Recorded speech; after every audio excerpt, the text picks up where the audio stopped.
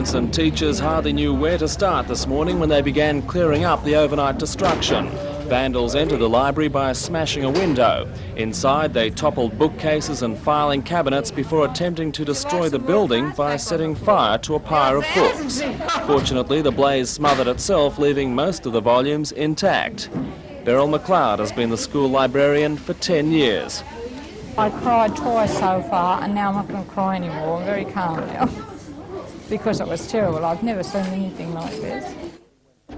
Children went back to classes this morning after a hasty clean-up, but some of the damage won't be repaired so easily. The vandals apparently jumped on musical instruments in the band room. Almost half the instruments have been destroyed, and staff have no idea how to raise up to $20,000 needed to replace them.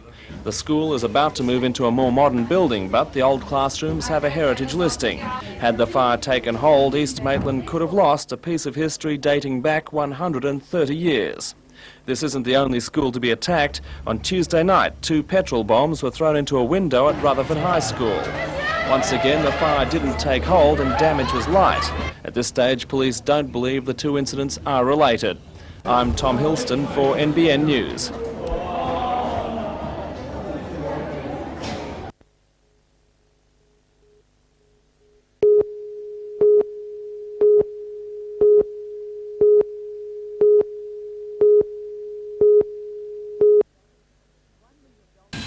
$1 million from the public is the target figure needed to make the new helicopter a reality. The old one is single-engined and no longer complies with stringent new landing regulations at some Sydney hospitals. A twin-engine machine would also increase the chopper's carrying capacity for patients and intensive care equipment. Today, a $10,000 donation by the Waratah Mayfield RSL boosted the money raised so far to $75,000. The club turned over the profits from a recent Friday trading with help from staff raffles and private donations. Officials believe other clubs may now take a leaf from their book. Well, that is the idea mainly, that other clubs might fall into line with the situation that is required, and I feel sure that they will. And while the RSL movement gets behind the fundraising drive, other major sponsors are also lending their support, as well as hundreds of individual donations to Westpac and NIB branches.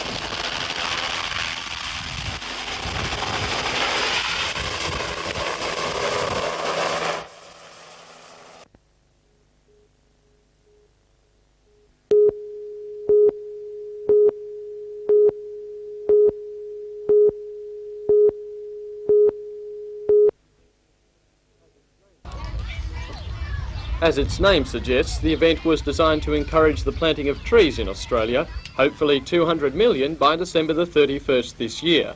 Children in 10,000 schools across the country were invited to pay $1 for a balloon to raise money for the project, but that is only half the story. Helium balloons usually only attract interest on their way up. These, however, will have an impact when they float back to Earth as well. Each carries a card asking the finder to plant a tree on that spot. Across the country, balloons were to go skyward at 12 today, but mixing hot air balloons and children is bound to be time-consuming.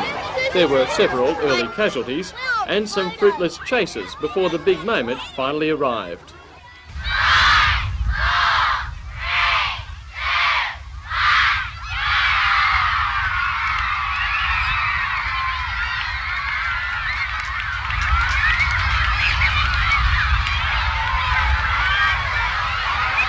Even then, however, there was reluctance from some of those who were being held to leave and some of those who were holding to let go.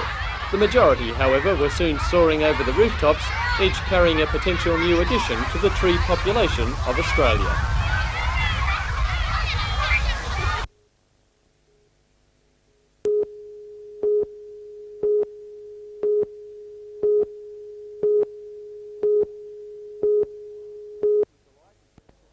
The students were delighted when Sir Ninian and Lady Stephen accepted. They really didn't think the Governor-General would say yes. All of a sudden this letter arrived on my desk one day from the Governor-General's secretary saying they would be here on the 20th of October, and you can imagine the delight then. So it was just a shot in the dark? Yes, yes, definitely. After promising a Tongan flag for the school's bicentennial flag collection, the Governor-General and his wife planted 2 Expo Gold trees to mark their visit. Saninian seemed a little awkward with the spade, saying his wife was a more experienced tree planter. Both took the opportunity to talk with the many parents. Saninian and Lady Stevens signed the special visitors book and inspected the classrooms. I've got another 2 over there, boy in the blue.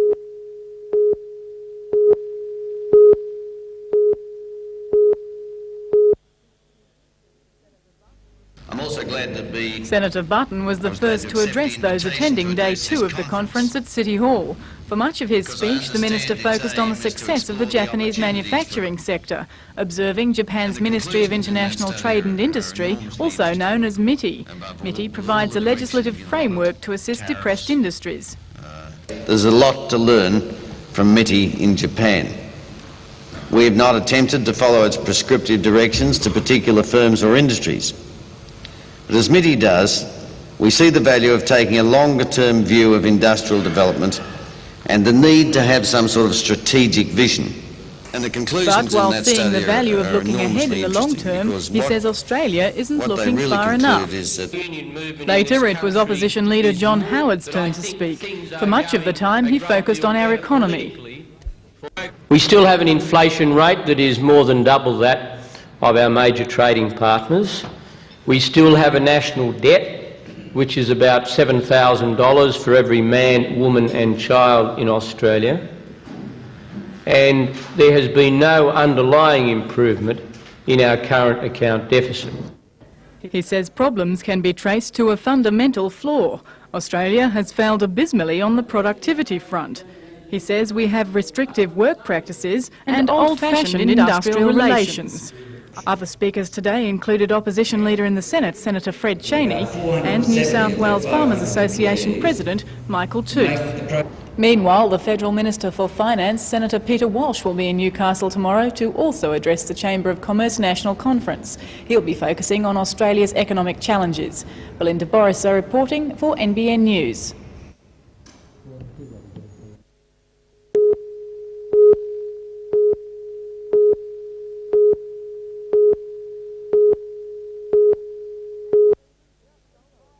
Jack Stevens, In the Justin solo Pryor event, getting a the little feature closer, race was brought and to a Dave Stevens has sensational tailed halt off with at a the rear of the spectacular field. pile-up in the Down main main straightaway. one lap Mark to go. Unicombe clipped the wall, coming down in front of Justin Pryor, and Jack Stevens bringing those riders down.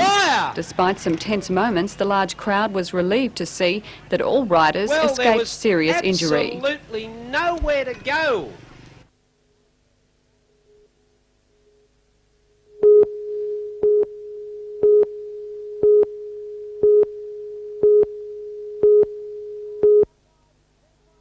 Flying out wide, Empire Rose in front, Natsky's going to challenge late, Empire Rose a length in front, Natsky trying to get to her, Empire Rose a half in front, Natsky won't make it, and the big mare wins!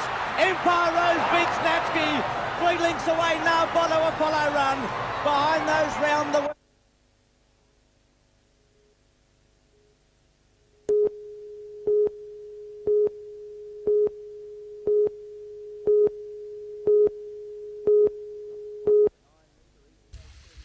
The 9-metre East Coast 31 Bobby Dazzler realistically hasn't got a chance for line honours in the race. With a crew of 6, which includes Jim, his son, and ex-Olympic sailor Tim Owens, they have the skill but not the firepower. Bobby Dazzler is expected to take up to 4 days at a top speed of 12 knots for the trip from Broken Bay to Lord Howe. Race favourite Helswell 3 is expected to break 2 days. That's not to say the Lake Macquarie entrant won't be having a go. The race is regarded as one of the toughest, and the Bobby Dazzler crew is preparing for some serious racing. We'd like to see a nice breeze somewhere on the nose, so we're ploughing into it. That way the very large boats can't get up and plane and hurtle away from us. Well, we've had a lot of dramas lately, especially with the Round Australia yacht race with big seas. Are big seas going to worry your boat? No, I've got all the faith in the world in this boat. I think that it's capable of handling big seas as well as most yachts. And that's the name of the game. You've got to be expecting seas sometime during a race or races. Sailing into the Coral Lagoon at Lord Howe, which is on the World Heritage List, is a spectacular finish for the race. Jim and his crew plan to rest for 3 days on the island before sailing home to Newcastle. Recently retired, 60-year-old Jim has plans for more sailing adventures in the future. When I retired from work, I wanted to spend more time yachting, and since then I've cruised up to the Barrier Reef and competed in a Hobart on another boat, and this is just another race that we can pit ourselves against, and later on in the year we'll be doing the Hobart again on a larger boat.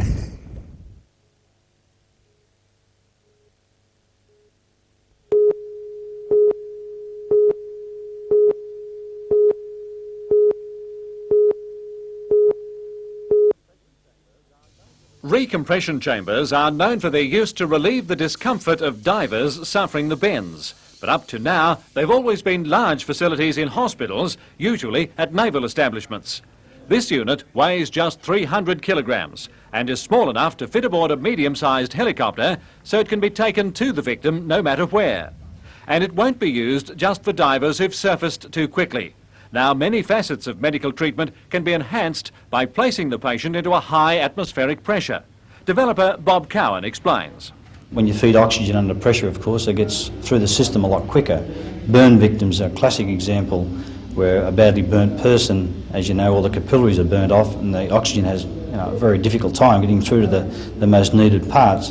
But under pressure, through a pressure vessel similar to this one here, of course the healing time is accelerated tremendously. The unit is built of 3mm stainless steel and is just large enough for a patient and attendant to fit inside. Another operator on the outside manipulates the controls and monitors the dials and can send articles in through a specially designed pressure equalising hatch. And this can be taking place either in the air or on the ground, ensuring quick treatment for an accident victim. Bob Cowan says he's had inquiries from many countries and an order from Oman, and estimates the future value of contracts up to $30 million. To use a cliche, Bob Cowan is a quiet achiever who took on the project because he likes things that are too hard. Someone told me I couldn't do it, and I enjoy a challenge, and this is indeed a challenge, but not only for myself but my staff and the workforce.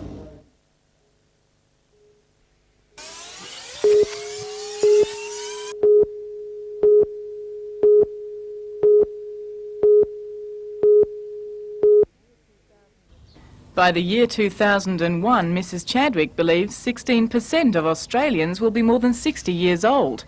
She says 8 pilot projects, including ones in Newcastle and Wyong, have been established and will help determine the needs of the ageing population to help them to live independently in their own homes. We're trying to ensure that we fit services to people rather than trying to get people to fit services. And so much so that as well as fitting into conventional services that people might need, such as Meals on Wheels or other home care services, that where there is another unmet need, we'll actually go off and buy that perhaps one-off service. It might be a ramp instead of a step. That might be the difference between independent and non-independent living for a person.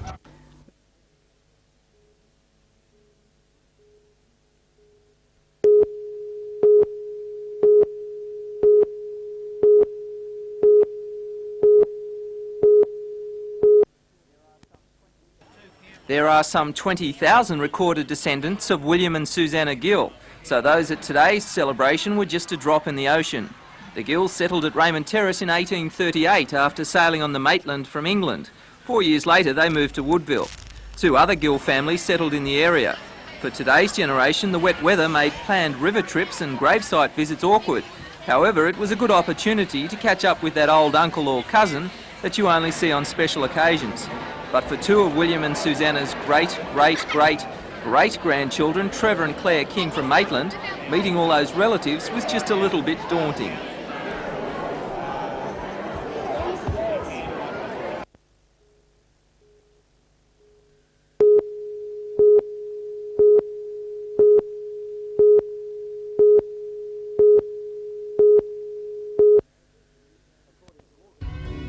According to organisers, the Newcastle Showground markets are the biggest in the city and will become even bigger.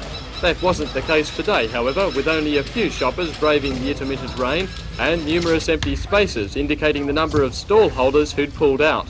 Those who did make the trip to the showground could sample a wide variety of items from the 68 stalls, ranging from fashion to fresh fish, and all to the accompaniment of a jazz band.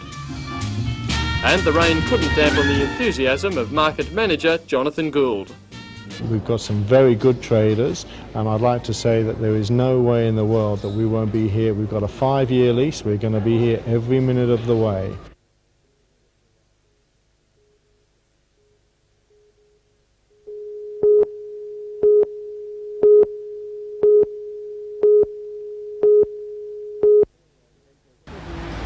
Detectives brought in a 24-year-old man for questioning shortly after 10 o'clock following a raid on a home at Rutherford earlier this morning. Detectives say 3 witnesses in the Turnbull Street address have given police a graphic account of the killing. Yes, well, we've ascertained at about 12 midnight last night that the deceased was sitting in the lounge room in a house in Turnbull Street, and he was with 3 other men, and a man entered the room followed by another man who was armed with a sawn-off double-barrel shotgun. A demand was made for money and drugs, and then a single shot was fired which fatally injured the deceased. Police are still looking for 2 other people, a man and a woman, believed to have fled the scene in a separate vehicle. So far, no weapon, drugs or money have been recovered.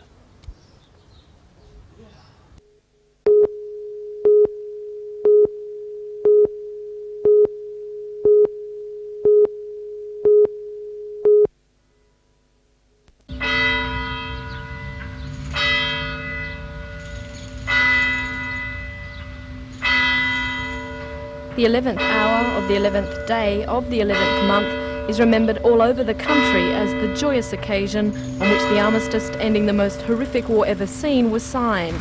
Today in Civic Park, ex-servicemen and women, school children and family and friends gathered to honour those men and women who gave up their lives to make the world we live in a little better.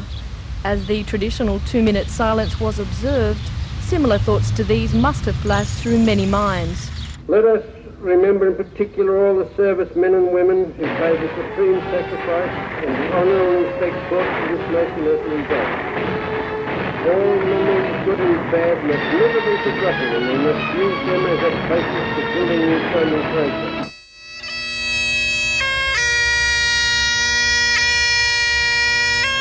Tributes of flowers and books were laid at the foot of the war memorial by RSL members and friends. They were given to school children at the end of the service, a reminder that we now enjoy the fruits of that ultimate sacrifice.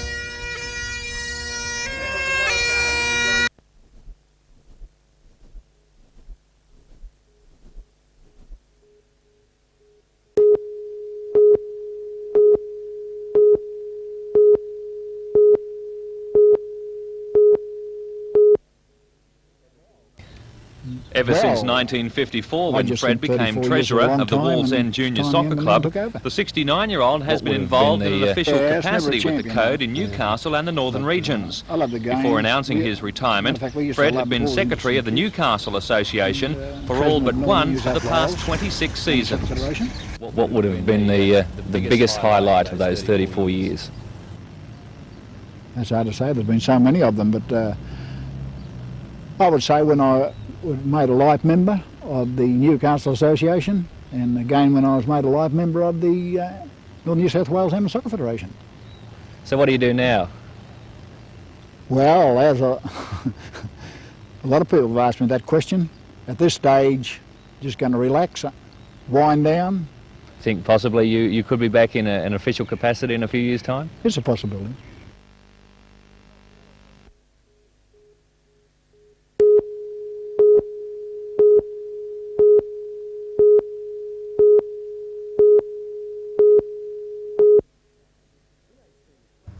BHP's plan is to treble production using the longwall method to make the mine economically viable. It will be taking 120-metre wide panels of coal, 2 metres high, leaving 30-metre pillars in between, and estimates subsidence on the surface at less than 150 millimetres.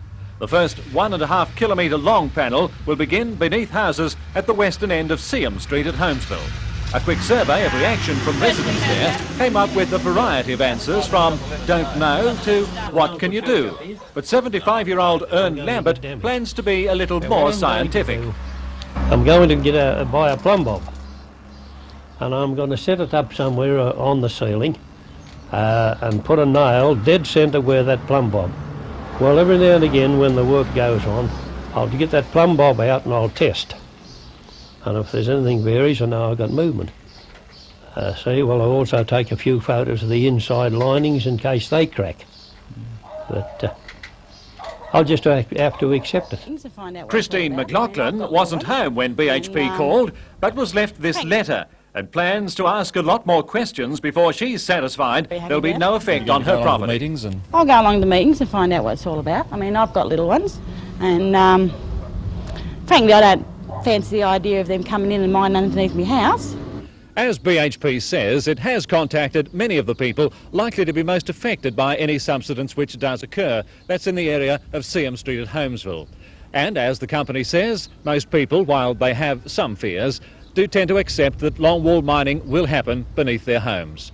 And that acceptance could be due to a realisation that holes can appear around you for all sorts of reasons. However, normally, the people of Holmesville take more direct action.